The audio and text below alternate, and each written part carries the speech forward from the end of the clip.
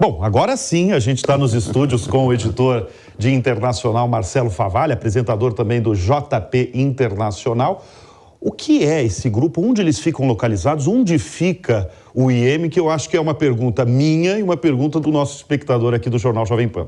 Boa noite, Bruno. Boa noite a todo mundo que nos ouve, que nos acompanha. Quando o Iêmen aparece na pauta é porque alguma coisa está muito fora da ordem. É um território muito distante aqui da nossa realidade, geograficamente falando, e das nossas discussões geopolíticas. Mas quando eles aparecem é porque eles mexem no tabuleiro internacional da geopolítica. Então vamos olhar, Bruno, para o final da Península Arábica. Inclusive, os árabes chamam de Al Jazeera, a grande ilha árabe. Então lá no final a gente tem esse ilustre desconhecido, o Iêmen, que é um dos países mais pobres do mundo, embora seja vizinho e tenha um território direto, uma fronteira seca com a Arábia Saudita, que é a segunda maior reserva de petróleo do mundo. Aqui a gente tem um encontro, quer dizer, um contraste imenso. Né? Então são países árabes de orientação muçulmana, de religiões diferentes, quer dizer, a religião é a mesma, mas eles são de vertentes religiosas diferentes, e isso ajuda a gente a entender o conflito. Mas vamos olhar primeiro aqui para o Iêmen. Há mais de 20 anos se organizam esses Houthis. Eles são xiitas, diferente do resto da península. Você tem os sunitas, os arabistas. Então eles têm uma orientação xiita, eles se organizaram num grupo rebelde que querem derrubar o resto do governo. E já conseguiram uma importante parte do território, que são essas manchas mais escuras. Principalmente aqui no noroeste, logo na costa aqui do Mar Vermelho e muito perto de Sanaá, que é a capital. Eu falei noroeste, mas na verdade do sudoeste do país. Eles se organizaram num grupo rebelde a partir de um líder que comanda esse grupo há mais de 20 anos. Agora, você falou do Mar Vermelho, assim, uma das ações, vamos chamar assim, é fechar esse Mar Vermelho? Pois é, de novo, né? Muito distante da gente. Muito distante, exatamente. Mas ele é muito importante para o comércio global. Eu estou falando das navegações mercantis. Aqui está o Mar Vermelho. Aqui a gente consegue ver o que eu estava falando agora. A chamada Al Jazeera, né? Que é a grande, que os árabes falam como se fosse uma ilha árabe. E você tem grandes contrastes, como eu estava falando com o Bruno. O Iêmen muito pobre, a Arábia Saudita muito rica, outros reinos, o Bahrein, os Emirados Árabes Unidos, o Catar, Oman, que também não aparece na nossa pauta. Mas essa aqui é a parte, essa é a meia-lua muito rica da Península Arábica. Mas vamos voltar para o Iêmen respondendo a tua pergunta. Aqui o Mar Vermelho, por que ele é importante? Por causa de uma incrível obra de engenharia, que é um corte no território do Egito, o chamado Canal de Suez.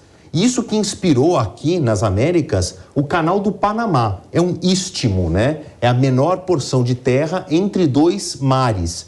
Criou-se um canal que é fundamental para o abastecimento de produtos, porque ele liga o Mar Vermelho ao Mar Mediterrâneo. E aqui você vai para o Mar Arábico. E isso mexe com todo mundo. Mexe com a Europa, mexe com... Vamos aos números? Mexe com o Brasil? Ah, claro, porque então aqui, nesse estreitinho aqui, passam em média 2.500.000 containers por mês. Caramba, a partir dessa ação, é muita coisa. 2 milhões por mês, 2 milhões, mais 2 milhões e meio de containers. É um cálculo aproximado, porque isso flutua ao longo do ano. Estou falando de containers fora petroleiros, tá? Então, o que os Houthis, essa organização paramilitar, uma organização miliciosa, né, uma milícia que os americanos começaram a chamar os Houthis agora de terroristas, eles fazem ação de pirataria mesmo, piratas modernos. Eles têm helicópteros, eles têm altos equipamentos, lanchas, drones, metralhadoras. Eles invadem os navios, a proa e a popa dos navios, sequestram a tripulação e param com esse fluxo. Entre novembro e dezembro, por causa do risco, do medo e tudo mais, houve um bloqueio também por parte das empresas cargueiras de enviar os seus navios pelo Canal de Suez e pelo Mar Vermelho. Entre novembro e dezembro, se estima que 2 milhões de containers não foram atravessados. Nossa, Só 500 mil, de 2,5 milhões para apenas 500 mil atravessados. Então isso tem um enorme impacto na cadeia de distribuição de produtos no mundo inteiro. Então agora respondo a tua pergunta, isso impacta o Brasil? Imagina que não sai de produtos que saem aqui do Mar Vermelho e fazem outras passagens e depois venham aqui para o Atlântico. É claro que a nossa ligação do Mar Vermelho com o Atlântico é mais direta, mas a gente pensa numa cadeia de distribuição, os containers, eles viajam o mundo inteiro, sendo reabastecidos, entregando produtos, recebendo, e uma hora eles vêm aqui para as Américas. Isso influencia em tudo. Se não for diretamente, é indiretamente, porque influencia no custo.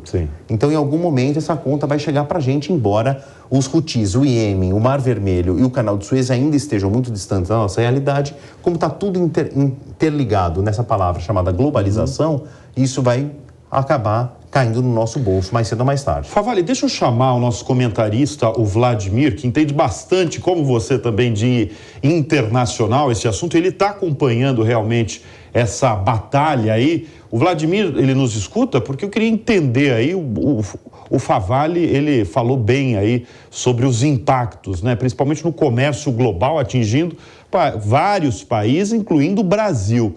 Mas eu queria que você analisasse qual vai ser o futuro disso, dessa batalha envolvendo Houthis, envolvendo Estados Unidos, envolvendo todo mundo ali na região?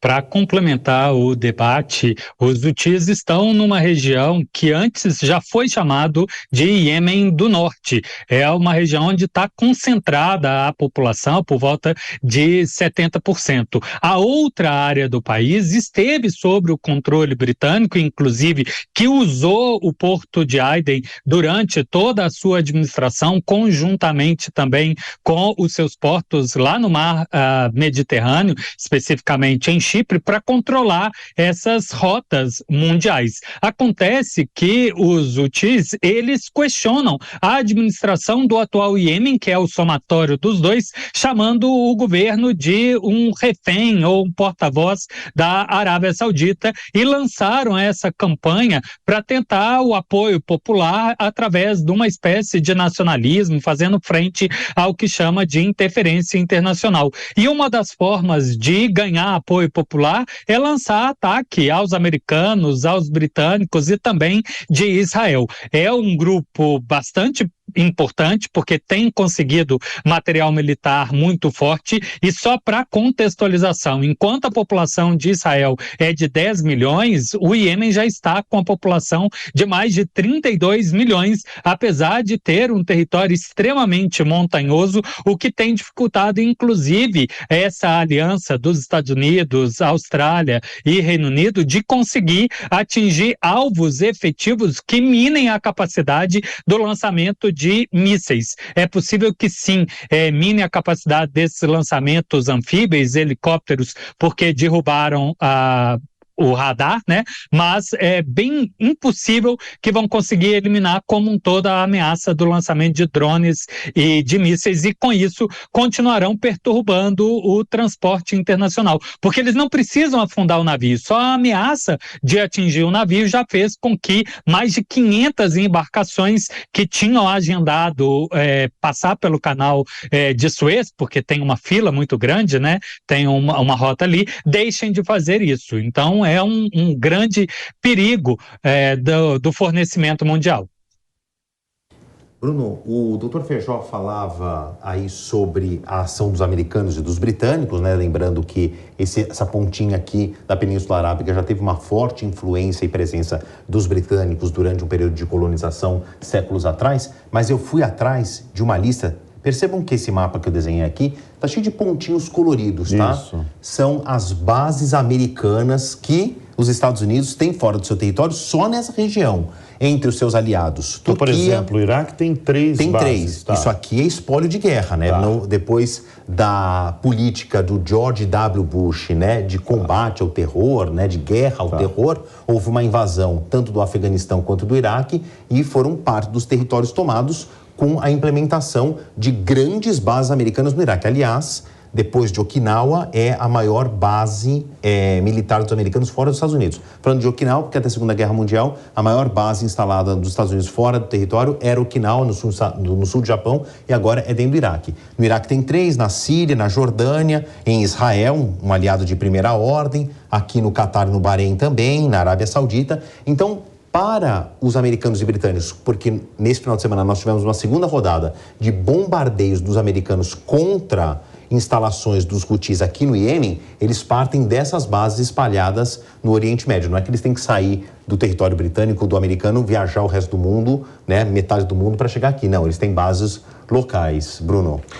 Bom, o Marcelo Favalli, nosso editor de internacional, vai continuar nos estúdios para, ao longo da edição do Jornal Jovem Pan, continuar comentando outros assuntos. Até já.